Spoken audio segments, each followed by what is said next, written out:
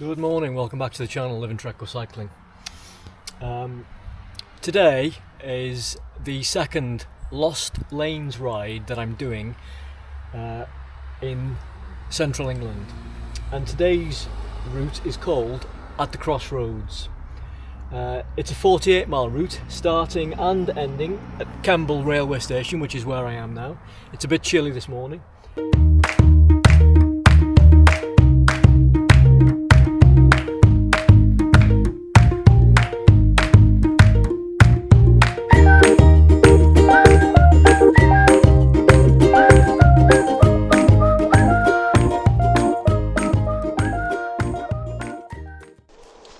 Morning. Out of Kemble railway station, and we've turned right. As I said, it's a little bit chilly. It's 10 to 9. The weather forecast for today is pretty good. Temperature currently, come on Mr. Garmin, where are you? 13 degrees. So I think the forecast is for a high of about 19 or 20 later on today, but fingers crossed for a good ride.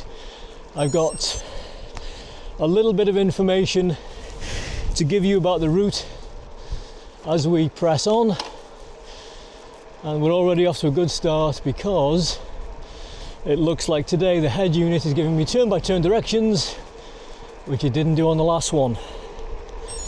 So I think I am turning right here. Not at the end, but here. Excellent. Many of the rides in the Lost Lane series start and end at railway stations. I think I've mentioned this fact before, and I think that's predominantly because the author, Jack Thurston, at some stages of his life, I don't think he owned a car.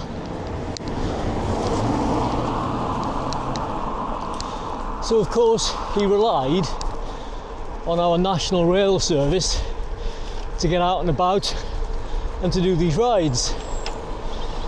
Now,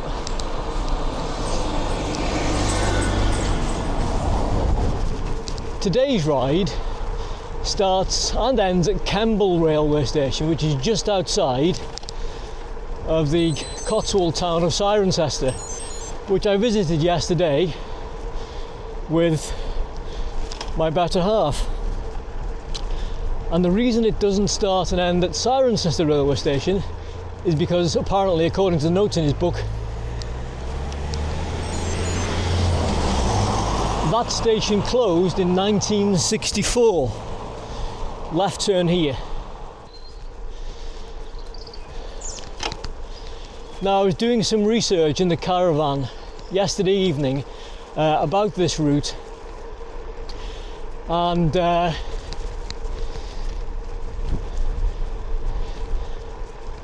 is one particular place which I'm really looking forward to seeing.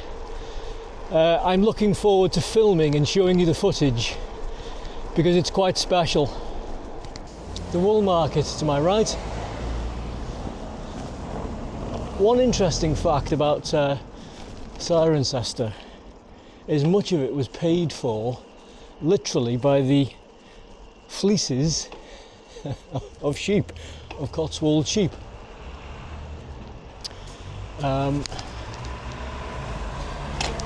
Wealthy wool merchants in the 16 and 1700s. Okay, let's just pause here for a minute and turn one camera off and turn a second one on. This is St John the Baptist Church on Marketplace. The church itself is quite something. Its 3-storey south porch is the largest and most elaborate in England.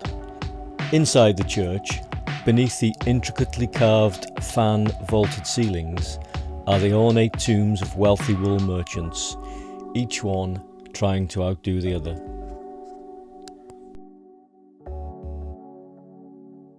Cirencester, in Roman Britain, was the second largest populated area next to London. Its name then was Corinium.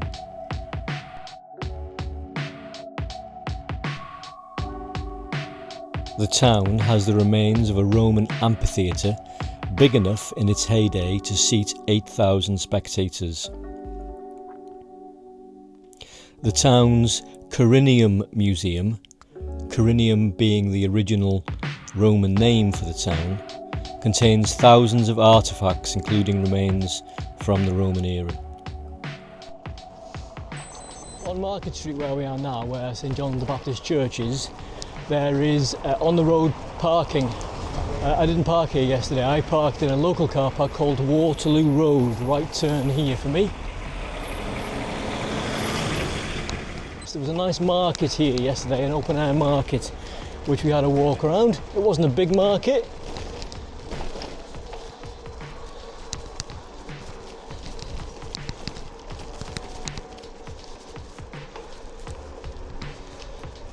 But as towns go, it's quite a pretty little place, and presumably today of much smaller stature than its heyday in Roman times, when it was the second largest population site in the country, next to London, or as it was known then, I think, Londinium. Anyway, by the looks of things, we are now heading out of the town of Cirencester.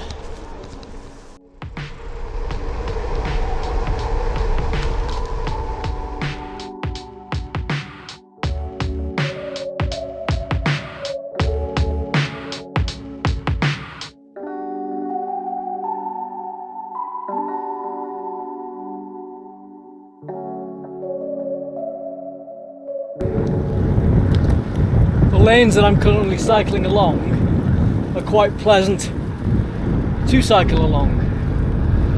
They're covered on both sides by trees, and you can just see the sunshine, which pleasingly is out in the sky today, is periodically peeping through where it can. Let me spin the camera around and show you.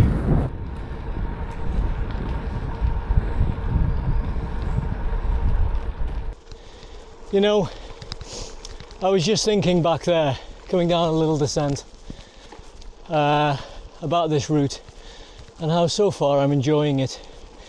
It's a better, more enjoyable experience than the Whitchurch ride. We'll just let these cars pass. That's very considerate. See? That's what you get for being a Volvo driver as opposed to a BMW driver. Come on, BMW drivers, you know it's true. Anyway, right turn ahead, don't want to miss that while I'm talking. And I was just thinking, you know, this ride that I'm doing now, from where I live, it's quite a long way away. And were it not for the fact that I'd first bought one book of Jack Thurston's, which led to another and another once I realised what they were, what they offered me, and so on and so forth.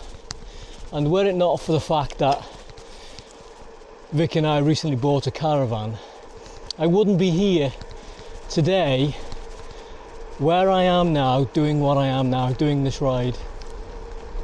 And it just made me sort of think of the, you know, the sliding doors moments of life. Left turn ahead. How things happen, how things change, and how one thing leads to another. You know, if those things hadn't come to pass, then I wouldn't be here now.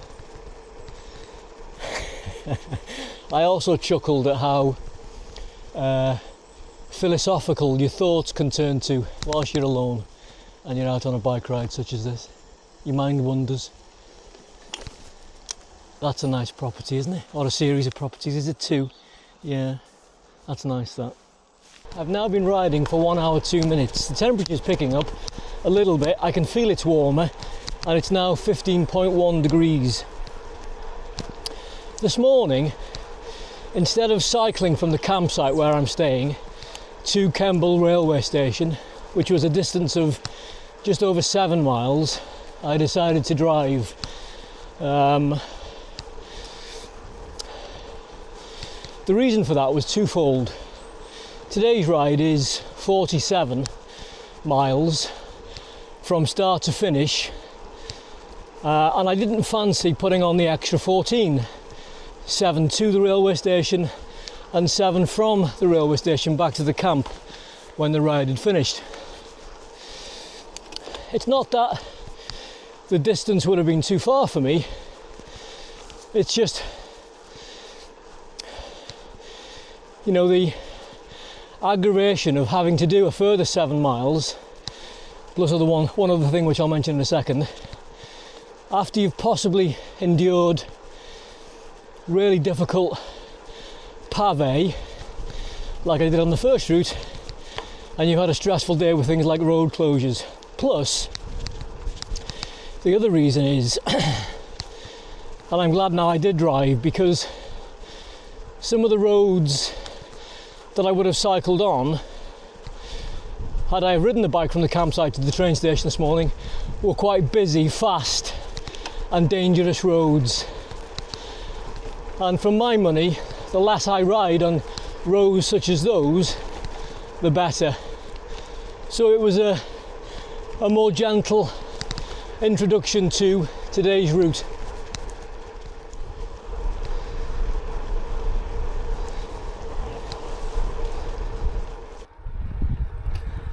The ivy on these cottages here, the colour, I hope the camera's picking it up.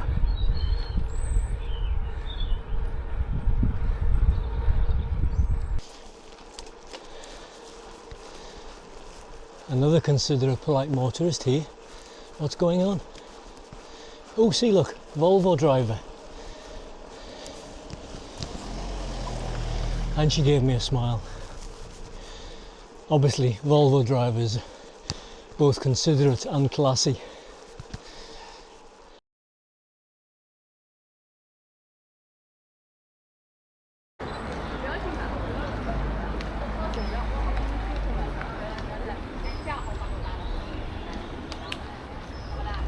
What I'm walking to now is something called Arlington Row in Bibury, or Bibury, not sure how you pronounce it. I've got some notes on this place which I'll read in a second. I'll hopefully try and get the drone up as well if I can from public land so I don't get told off. But this is one of the most photographed row of cottages or houses in all of England. Let me just park the bike up here and we'll peep around the corner.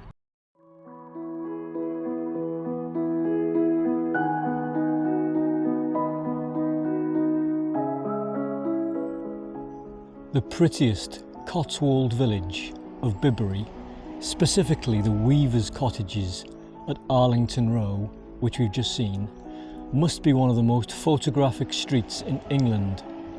The street was on the inside of every British passport issued between 2010 and 2015.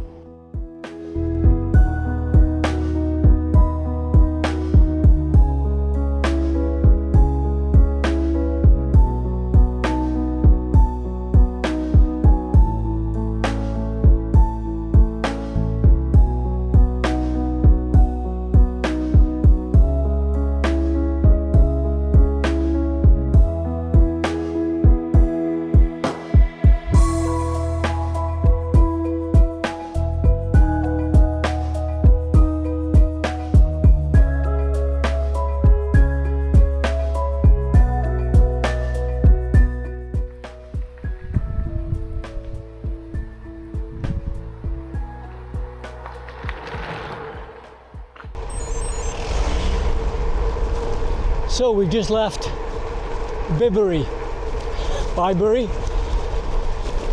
Let me know how you pronounce it in the comments below. Left turn here. Anyway, when I was doing the research, and by research I mean reading the paragraph or two that Jack writes for each route in his book, when I was reading that information yesterday evening and making notes, Bibury or Bibury, Arlington Row, those weavers' cottages I think they are, was for me likely to be the highlight in relation to scenery, something to show you, the highlight of the route. Yes, so the notes specify that it's one of the prettiest, one of the most photographed streets in all of England. They're obviously old. How old I don't know, but it's Arlington Row, Bibury.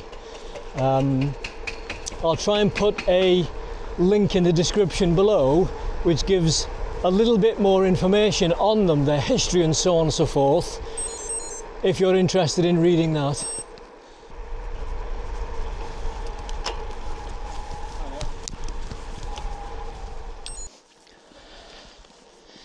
So pretty,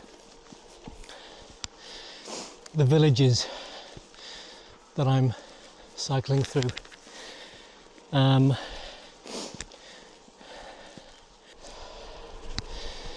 I was just thinking, as I was cycling through these pretty places, that the most appealing thing for me about Jack Thurston's series of Lost Lanes books is, were it not for them, were it not for the work that he's done, the effort that he's made, I'd never get to ride in places like this. You know, coming from and living in North Wales, yes, I might ride in the Cotswolds, but I wouldn't do good routes. I wouldn't do routes that somebody else has ridden and planned and suggested. And the route that Jack's ridden, planned and suggested, for this one, it's a good route, he said, as he's gone off course and needs to turn round and turn right down here. So his books, Fossbridge, his books give you confidence, gives the rider confidence. Following the GPS or the GPX file that you can download on your head unit, you know, you just download the route and follow it, and yes, you'll get some oddities like, you know, dead ends that I've experienced at least once or twice, but today's route so far, I'd have to say, is the best. No off-road sections so far. Left turn here, Roman Villa, 3.5 mile away. I wonder if we'll get a look at that. Oh, look at that hill. 14%. Anyway, yeah, this route so far has been the most enjoyable. No off-road sections. It's all been tarmac road and no dead ends and some really pretty scenery along the way. Not going up all of this hill. I'm turning right here, so. Where are you off to? I've no idea. I'm following a route. I don't know whether you've ever heard of him. There's a cycling author, a fella called Jack Thurston, and he's written a series of books called Lost Lanes, and he writes them for the south of England, the north of England, Wales and the borders, Scotland, and he basically finds lanes and roads such as this, less travelled by the car, and he makes the GPX file available on his website, and you can download them and follow them. He chose well back there, didn't he? Oh yes, yeah. Both lost and beautiful. Yeah. I've started from Cheltenham. I'm trying to get back there. All right. And I got to Northleach, and I've been out this way before, and I just thought, time to explore a bit. Well, absolutely. Half the fun is in getting lost, isn't it? Yeah. That's one of the nice things about, one of the things I enjoy about cycling is that it takes you places, and you get to see places that you wouldn't ordinarily see if you're driving at 30 and 40 and 50 mile an hour past in the car. Yeah. You know, you've got more time to look and appreciate what you're passing, haven't you? You know, and I enjoy that. And here you're crawling around in the car. The wife's getting worried. People are coming around the corner too fast. Oh, exactly. Yeah. Yeah. You know, you might as well, for the stress level, you might as well be on the M6 at rush hour or something like that. Very true. That was a pleasant 5-minute conversation with that gentleman on his bike. He's now turned off, and I am once again on my Todd.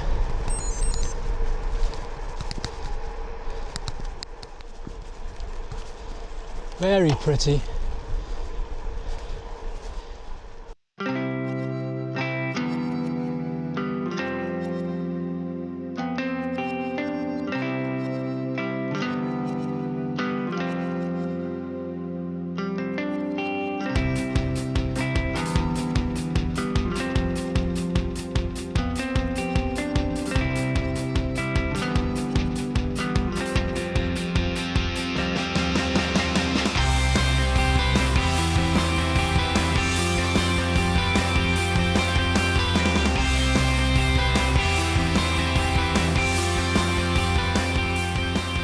Okay, a little bit of a ride update. It's now 10 to 12, 10 to midday. I've been riding for 2 hours 34 minutes, and I've now covered the better part of 31 mile. And Mr. Garmin is letting me know that there are just under 18 miles left on the route, so we've certainly broken the back of it now. I probably won't have a cafe stop on this ride either, unless, you know, I'm not feeling particularly tired at the moment, although there's more ascent and this route is further than the Whitchurch ride. I'm finding it easier so far, probably because there's been no off-road section so far. So unless I see somewhere nice at the side of the road, I probably won't stop for a coffee and a bite to eat, but you know, who knows. Let's wait and see. Time to press on. Two angels from heaven ready to give me a push. Oh, yeah. Little bit of humour. And there we are at the top. Heart rate 176. Let you know you're alive though. Houston, we have a problem.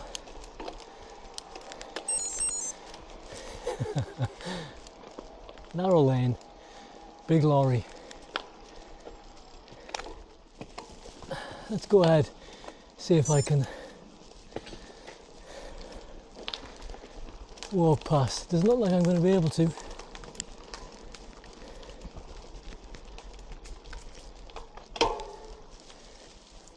Nope. I might get through there. Let's give it a go.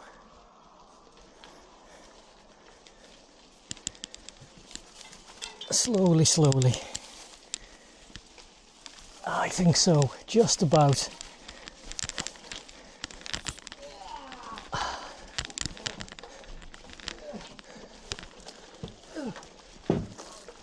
Hello. Hello, sir.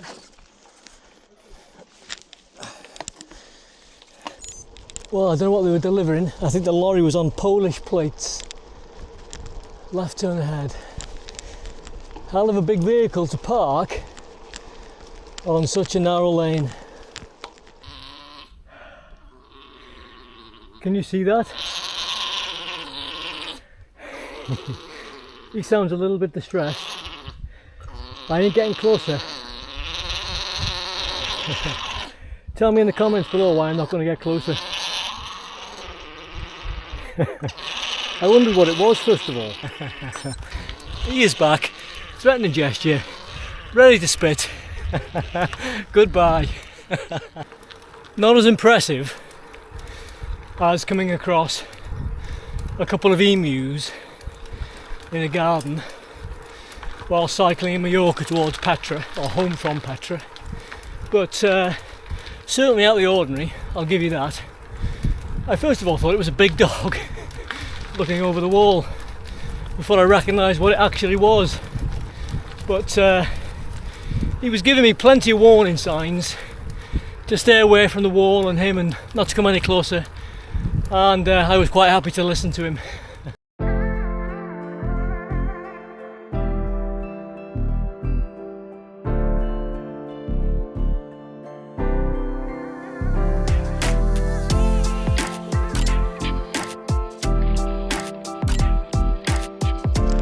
Just over 12 miles remaining on this route now. It is half midday. Temperature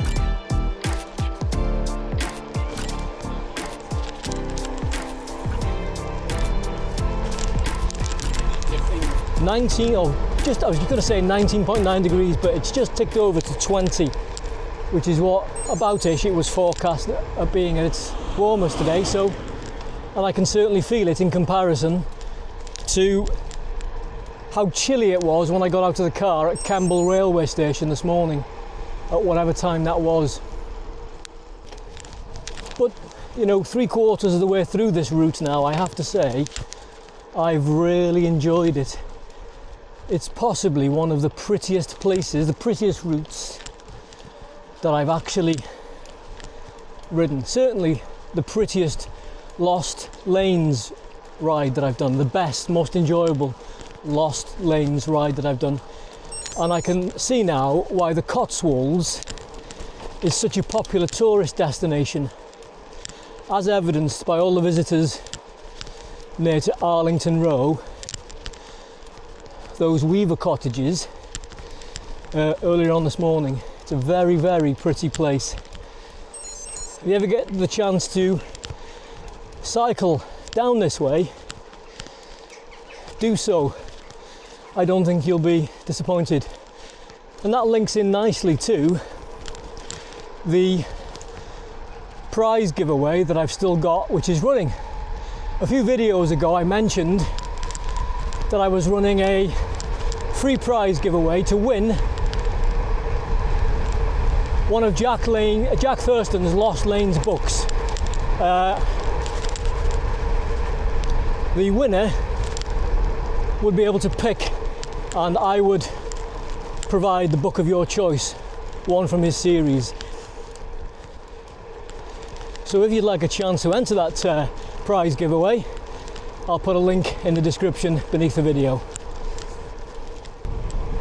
I am now under a mile from the railway station. There we are, look, Campbell.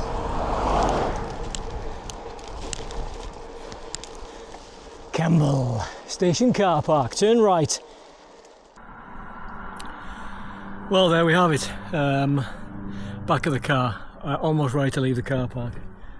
I thoroughly enjoyed that ride. I'd have to say that was, without any doubt, the best Lost Lanes ride I've done so far. I think I've done 4 or 5 now. Lots more to go. I'm looking forward to those. But that was, hands down, the nicest, most pleasurable ride.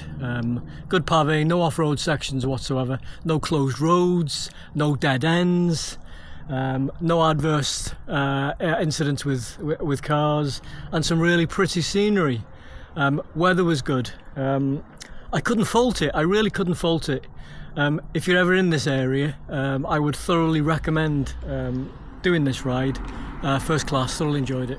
So thank you very much for watching. If you've enjoyed the video at all, please give it a thumbs up. I do appreciate it. It helps promote and grow the channel. If you're not already subscribed, please hit that subscribe button. I think at the time of recording, the channel's on 498 subscribers. We only need 2 more to hit the magic 500 number. So this is a pretty please hit that subscribe button. I only need 2 more to push me over the 500 mark limit. If you do that, thank you very much. I'm really grateful. If you've got any comments or questions, leave them in the comment section below, and I look forward to seeing you on the next ride.